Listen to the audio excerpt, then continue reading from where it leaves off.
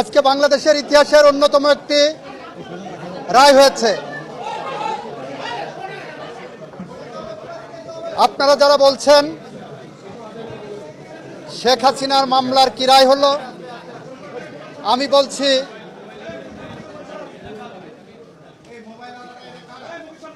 জুলাই বিপ্লবে যারা শহীদ হয়েছেন তাদের মামলার কি রায় হলো। আমরা বলতে চাচ্ছি জুলাই বিপ্লবে শহীদদের মামলায় শহীদরা ন্যায় বিচার পেয়েছেন, রাষ্ট্র ন্যায় বিচার পেয়েছে, প্রসিকিউশন পক্ষ ন্যায় বিচার পেয়েছে।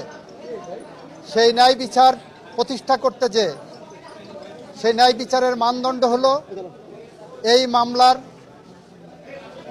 দুইজন আসামিকে সর্বোচ্চ শাস্তি মৃত্যুদণ্ড দেওয়া হয়েছে।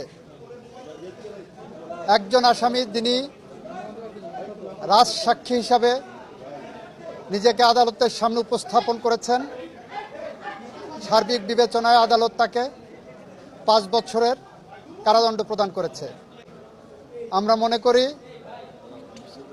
শহীদদের প্রতি, দেশের প্রতি, এদেশের মানুষের প্রতি, গণতন্ত্রের প্রতি, সংবিধানের প্রতি, আইনের শাসনের প্রতি এবং আগামী প্রজন্মের প্রতি দায়বদ্ধতা পরিশোধের স্বার্থে এ রায় একটি যুগান্তকারী রায়।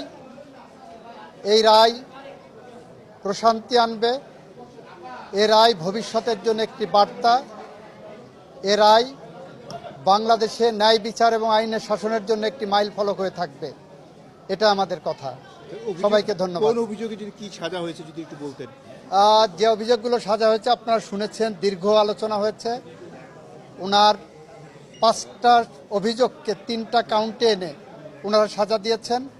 শেখ হাসিনাকে একটা কাউন্টে সুপিরিয়র কমান্ড রেসপন্সিবিলিটিতে যাবজ্জীবন জেল আনটিল ন্যাচারাল ডেথ দিয়েছেন, আর ডাইরেক্টলি যেটা নির্দেশনা দিয়েছেন সেখানে তাকে ডেথ পেনাল্টি দিয়েছেন।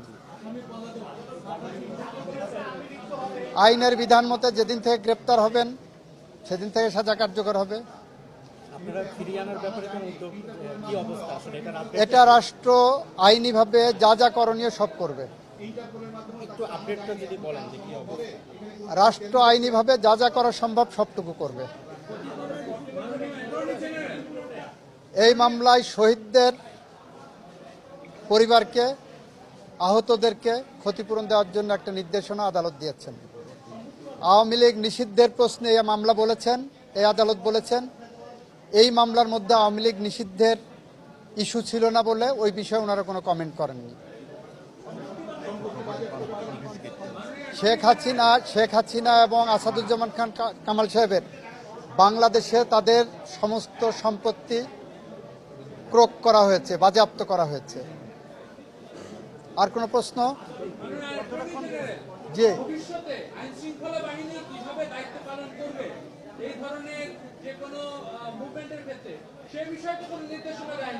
এই মামলার ওই বিষয়ে কোনো পর্যবেক্ষণ এখানে আসার সুযোগ নাই, যেহেতু কোনো অভিযোগ এই মর্মে কোনো চার্জ গঠন হয়নি বা সাবজেক্ট না, ইস্যু না।